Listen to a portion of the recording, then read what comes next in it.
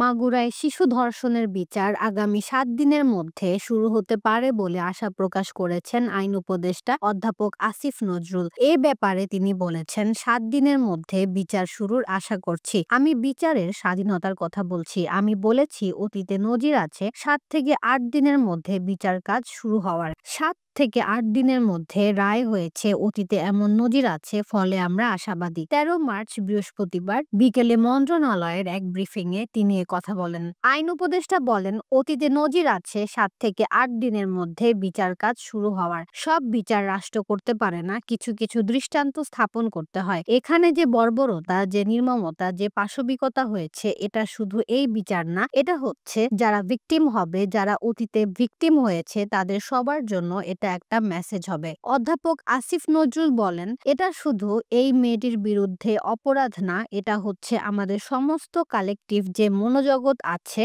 যে collective culture আছে, আমাদের যে একটা আত্মমর্যাদা বোধ আছে, এটার প্রতি অপরাধ। এটার দৃষ্টান্তমূলক শাস্তি হবে। রাষ্ট্র এগুলো কোনোভাবেই ক্ষমা করবে না।